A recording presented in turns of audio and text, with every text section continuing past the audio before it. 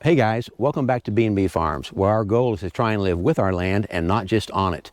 Have you ever wondered what tool is best when it comes to clearing brush and mowing grass and weeds and saplings? Well, today we're going to test out three of them: a tractor and bush hog, a walk-behind DR brush cutter, rough terrain mower, and a straight shaft echo trimmer with a metal brush blade on it. So stick around, you're not going to want to miss this. Here we go.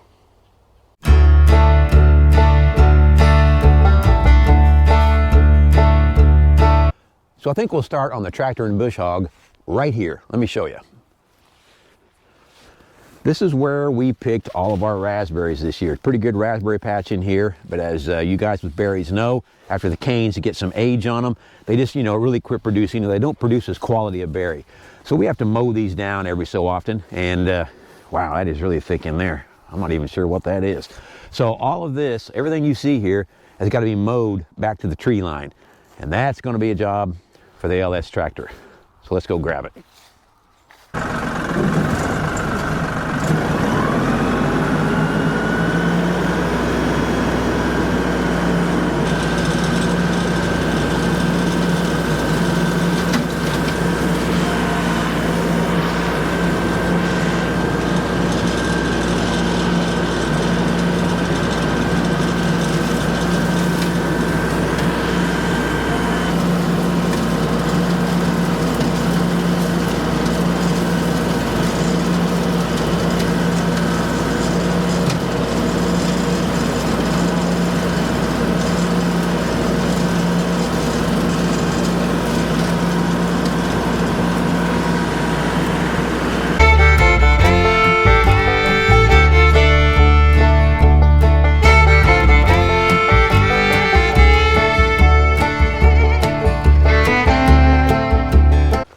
So it looks a lot better over here. Let me turn you guys around, you can see it. Oh yeah, that's much nicer. Do have a tree you got to cut, you got some brush over here, you got to get the chainsaw after, some overhanging limbs that I, obviously can't get underneath. So we're going to do that probably next week. We'll cut some of this brush back. But the ground looks a lot better, and I'm really happy with how that turned out. Now, I know what you're thinking. You just mowed off your raspberry patch. Yeah, we did. But you got to do that. Raspberries fruit on 2-year-old canes, so it's going to be a couple years before this particular patch produces again. But it's necessary. If you don't do this, the canes get old and the berries get smaller and smaller and smaller. And you're not going to be happy with your crop. So yeah, it may sting a little bit to cut those canes down, but you'll be glad in the long run that you did. On to phase 2, we're going to use the DR brush cutter. That's a walk-behind brush mower, an all-terrain mower they call it. Probably hear it sitting over there running in the background. The battery was dead, so I had to jump start it, and I don't feel like shutting it off, so we're going to leave that running. I apologize for the noise.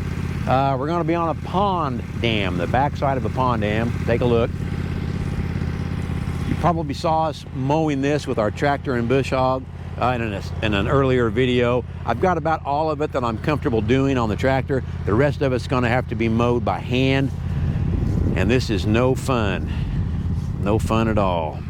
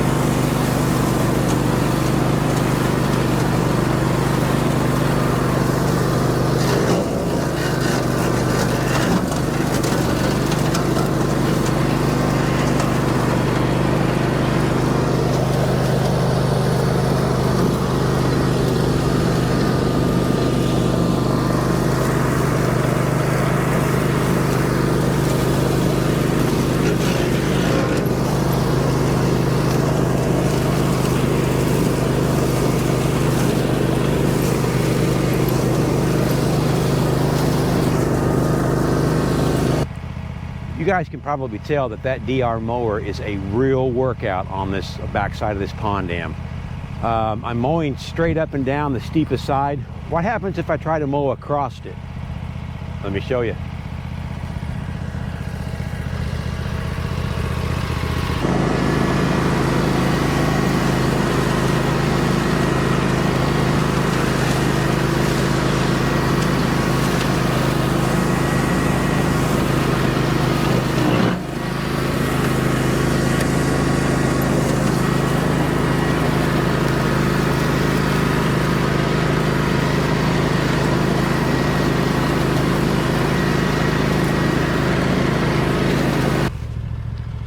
Guys catch that? Yeah, when you're mowing on a slope, the wheel on the uphill side has less traction and it just starts to spin. That's the problem with an open differential, whether it be in your pickup truck, your hot rod Camaro, or your DR mower. An open differential will always put maximum torque to the wheel with minimum traction, which in this case is the uphill drive wheel, which means it just sits there and spins. So yeah, that's why I go up and down the steep part, so I can get both rear wheels or drive wheels on the DR to have equal traction. Back to it.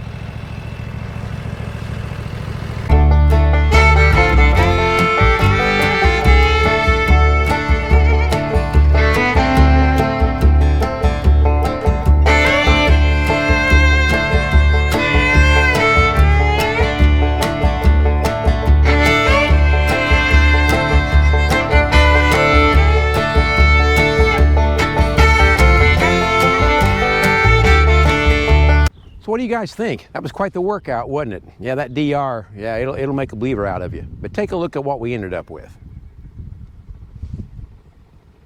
That looks really good. Completely satisfied with that.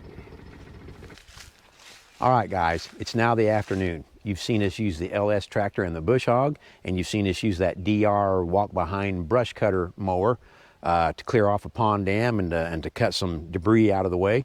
But we've got one more pond dam to clear, and this one we're going to clear by hand with a straight shaft Echo brush cutter, an SRM 2601, maybe it's a 260. I've had it a long time, I'm not really sure. Equipped with a 3-sided metal brush blade. Let me show you what we got up here. All right, this dam is pretty bad. It's got some saplings on it, some sassafras, none of them very big, maybe, half an inch probably at the most. There's a multiflora rose bush. Can't wait to get into that. The problem with this dam is it's too confined and too steep for me to get the tractor down there at the bottom and back up it like I've done. And the same thing with the DR brush cutter.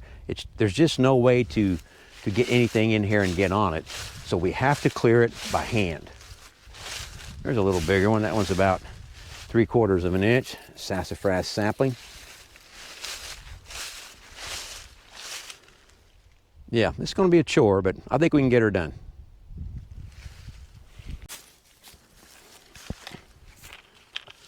All right, guys, here's that SRM 260U. The U means it has a bicycle type handlebar. If you're gonna do any type of serious brush cutting, I highly recommend you get away from that loop handle, you know, that one single handle you just grab from the top. Get yourself a bicycle type or a U handle. It gives you a lot more control, and you're gonna need it if you're doing some brush cutting. Like I said, this is a 3-sided brush blade. I've tried them all, guys. I've tried those blades that look like they come off a circular saw. I've tried the ones that are square and have 4 sharp corners on them. I've even tried the ones that have the fling out plastic blades. Take it from me, this is the one you want. This thing will cut everything from grass up to saplings, probably an inch in diameter. And we're going to demonstrate that here in just a minute, because we're going to get into about everything. But yeah, this is the one you want. I've had this blade probably 10 years. You can sharpen it on a bench grinder or with an angle grinder. It doesn't require any special tools like maybe that circular saw blade would. This is my blade of choice, and they last a long time. Cut anything you want to cut. Now, one more thing, and it's a biggie. There's supposed to be a steel brush like a guard that attaches to this shaft right here to keep stuff from flying back and hitting the operator. I took that off years ago. I am not advising you to do the same. As a matter of fact, I think you ought to leave it on. This was my choice to take that guard off. I'm willing to assume the risk. I wear face protection when I use this, and it is absolutely essential that you do the same. Cover your eyes, at least, at the minimum, cover your eyes. I recommend a full face shield. So let's get this thing fired up, and I'll show you how it works.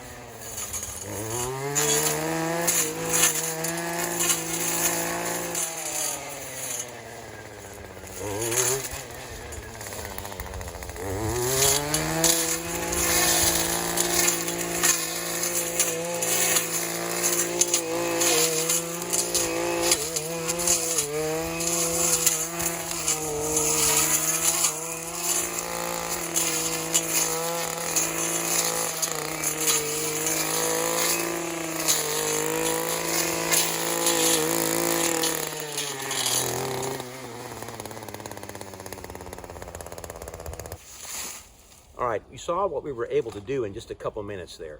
We just mowed this down, didn't take long at all. The trick to using this three-sided blade on like saplings or something woody is not to come into it and ease into it like you're gonna saw it in two, but to swing it right at the base. Just swing it, rev it up full throttle, swing it. It'll just ching, cut it right off. So let's set this thing up on time lapse. You guys don't wanna watch me do this whole dam. Let's see how quick we can get through this.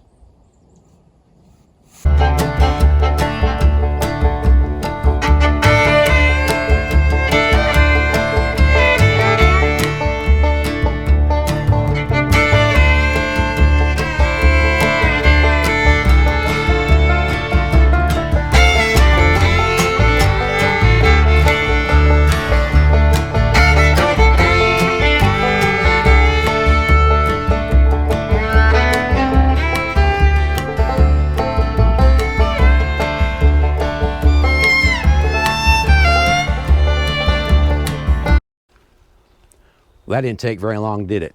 Maybe 10 minutes to clear this dam. That metal blade on that straight shaft trimmer is definitely the way to go if you've got a tight area or an area where you can't get the tractor and bush hog, or even that walk behind DR brush cutter that we used earlier today. If you're going to do some sort of brush cutting or clearing by hand, do yourself a favor.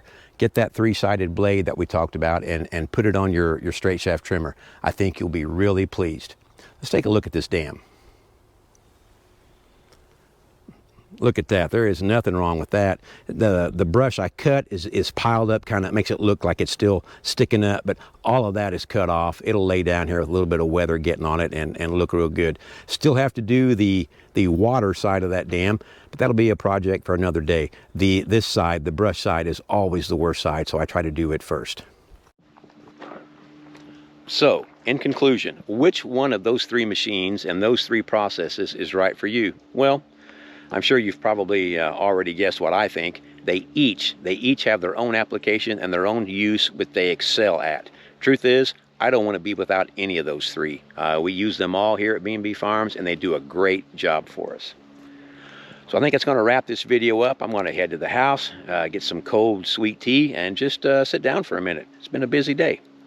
Please remember to like, share, and subscribe. We are growing the channel. We can't do that without you, and we appreciate you all very much. Take a look around out here. It was a beautiful day out here in Indiana. Get outside, guys. Get outside and just take a walk and enjoy what's around you. I think you'll be a better person for it. Try to be nice to one another. Man, the world is a crazy place, isn't it? It doesn't cost anything to be nice, so yeah, be nice.